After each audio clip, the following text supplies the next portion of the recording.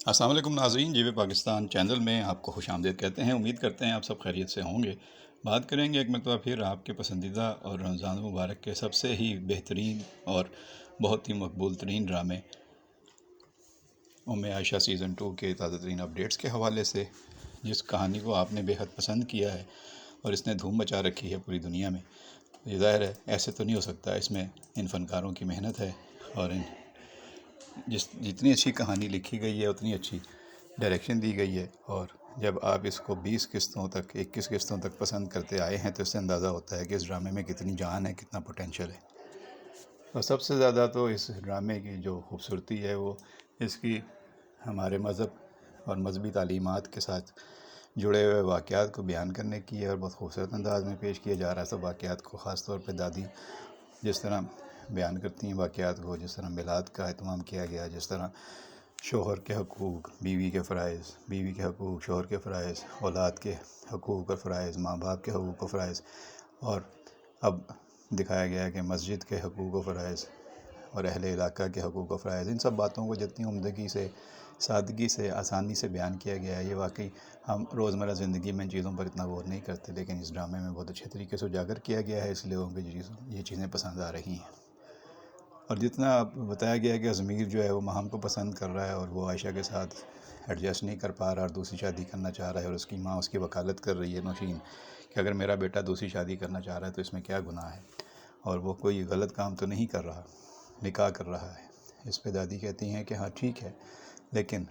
اپنی بیوی کو بغیر کسی وجہ کے طلاق دینا یہ بہت بڑا گناہ ہے اور یہ نہیں ہونا چاہیے۔ اس پر پھر نوشین پینترا بدلتی ہے اور اپنے شوہر کے سامنے کہتی ہے تو ٹھیک ہے، ضمیر عائشہ کو طلاق نہیں دے گا، عائشہ اسی گھر میں رہے گی، چاہے تو ساتھ ہی رہے۔ اب یہ باتیں کر کے نوشین اپنے بیٹے کی دوسری شادی کا رستہ ہموار کر رہی ہے تاکہ دادی اور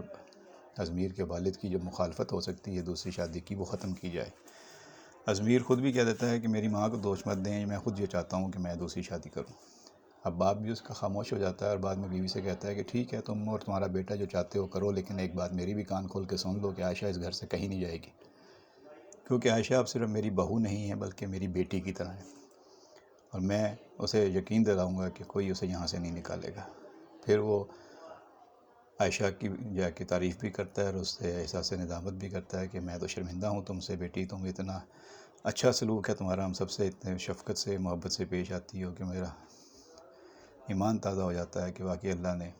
بیٹیوں کے لیے تربیت کے لیے کتنی اہمیت دی ہوئی ہے۔ ہمارا مذہب اس پہ جو ہے وہ ہمیں سکھاتا بھی ہے، اور یہی راستہ جو ہے وہ عورت کے ساتھ ماں کی پیروں تلے جنت والا جاتا ہے۔ تو یہ عام طور پہ ہم سوچتے نہیں ہیں، سمجھتے نہیں ہیں، لیکن تمہاری تربیت سے دیکھ کے مجھے بڑی خوشی ہوتی ہے کہ تمہاری شکل میں،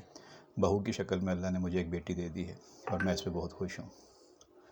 اور میں تمہیں یقین دلاتا ہوں جب تک میں ہوں کوئی تمہیں اس گھر سے نکال نہیں سکتا، اور نہ ہی تم یہاں سے کبھی جانا۔ ابھی ان کی باتیں چل رہی ہوتی ہیں تو ضمیر اور ماہم رات کو دیر سے واپس آ رہے ہوتے ہیں، تو ضمیر کے والد پوچھتے ہیں کہ ضمیر تم اس وقت کہاں سے آ رہے ہو؟ تو اتنے میں ماہم آگے بڑھ کے سلام کرتی ہے، اس کے ہاتھ میں اس کا میڈیکل کوٹ ہوتا ہے جس سے اندازہ ہوتا ہے کہ وہ ڈیوٹی سے واپس آ رہی ہے۔ وہ سلام کر کے چلی جاتی ہے تو ضمیر بتاتا ہے کہ میں اس کو پک کرنے گیا تھا، اس کی لیٹ نائٹ ڈیوٹی تھی۔ تو والد پوچھتے ہیں کہ کیوں، تم کیوں گئے تھے؟ گھر میں ڈرائیور موجود ہیں، ڈرائیور جا کے ان کو لا سکتے تھے، تم اپنی گھر میں اپنی بیوی کو چھوڑ کے ماہم کی ڈرائیوری کیوں کر رہے ہو؟ اب اس بات پہ وہ تیش آ جاتا ہے ضمیر کو، اور وہ اس کی طرف غصے سے دیکھتا ہے عائشہ کی طرف، تو باپ اسے کہتا ہے کہ اسے کیا گھور رہے ہو، اسے اس طرح کیوں دیکھ رہے ہو؟ تو پھر ضمیر مزید بولتا ہے دیکھ رہا ہوں کہ ویسے تو بڑی مذہبی بنتی ہے، لیکن میرے بارے میں آپ سے چغلی کی ہے اس نے۔ اس پہ وہ باپ کو غصہ آتا ہے، وہ کہتا ہے شٹ اپ، اس نے کوئی چغلی نہیں کی ہے، اس نے کچھ نہیں کہا۔ وہ کہتا ہے اچھا آپ ٹھیک کہہ رہے ہوں گے، اس نے کچھ نہیں کہا، لیکن وہ یہ کہہ کر وہاں سے چلا جاتا ہے۔ اور پھر اس کا والد ضمیر جو ہے وہ پریشان ہو جاتا ہے، لیکن وہ کہتا ہے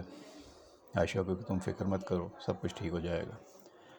اب اس گھر میں یہ معاملہ تو چل پڑا ہے کہ ضمیر کی دوسری شادی ہونی ہے، اور ماں چاہتی ہے نوشین کہ اس کی شادی جو ہے ماہم سے ہو جائے، ماہم بھی تیار ہے شادی کے لیے، لیکن اس نے شرط رکھی ہے کہ پہلے عائشہ کو چھوڑو اور پھر مجھ سے شادی کرو۔ تو ضمیر اس بات پہ راضی ہے، لیکن دادی نے ضمیر کو سمجھایا کہ تمہارا ضمیر کیا سو گیا ہے، تم پہلے ہی اس کے والد کی موت کے ذمہ دار بن کے اتنا بڑا گناہ کر چکے ہو؟ کیا وہ گناہ تم بھول گئے ہو؟ کیا تمہارا ضمیر اتنی جلدی مطمئن ہو گیا ہے؟ اور تم اس لڑکی کو کیا اس لیے بیاہ کر لائے تھے؟ کبھی سوچا ہے کہ وہ یہاں سے جائے گی تو کہاں جائے گی؟ اس کا کوئی سہارا ہے؟ پہلے تو وہ آرگومنٹ کرتا ہے ضمیر دادی سے کہ وہ بھی تو یہاں خوش نہیں ہے، وہ بھی میرے ساتھ خوش نہیں ہے، میں نے پوری بڑی کوشش کی ہے اسے ساتھ رہنے کی لیکن وہ خوش نہیں ہے۔ تو وہ دادی کہتی ہیں کہ تم خوش رکھو اس کو تو وہ خوش رہے گی۔ اب دادی اور والد اور عائشہ ایک طرف ہو گئے اور دوسری طرف ماہم، ازمیر اور نوشین ایک طرف ہو گئے۔ گھریلو ملازمہ جو ہے شبانہ، وہ بھی عائشہ کے ساتھ ہے۔ تو اس گھر میں 7 لوگ ہیں، 4 ایک طرف ہیں، 3 ایک طرف ہیں، لیکن ظاہر ملازمہ کی تو کوئی حیثیت نہیں ہے، اس کی تو کوئی سنے گا نہیں۔ اب دیکھنا ہے کہ نوشین کامیاب ہوتی ہے ماہم کی دوسری شادی کرانے میں، حالانکہ ماہم نے تو شرط رکھی ہے کہ جب تک وہ چھوڑے گا نہیں عائشہ کو میں شادی نہیں کروں گی، اور یا دادی کامیاب ہوتی ہیں ماہم کو یہاں سے بھیجنے میں بغیر شادی کے، اور ازمیر کیا اپنے گناہ کا کفارہ ادا کر کے عائشہ کے ساتھ صحیح رویہ رکھے گا یا اس کے ساتھ مزید ظلم اور زیادتی اور ناانصافی کرتا رہے گا؟ تو جو اپڈیٹس ہوں گے آپ تک پہنچاتے رہیں گے۔ آپ کو ڈرامہ اور کہانی کیسی لگ رہی ہے ضرور اپنی رائے سے ہمیں آگاہ کیجیے گا، کمنٹ باکس میں آپ کی رائے کا انتظار رہے گا۔ بہت شکریہ۔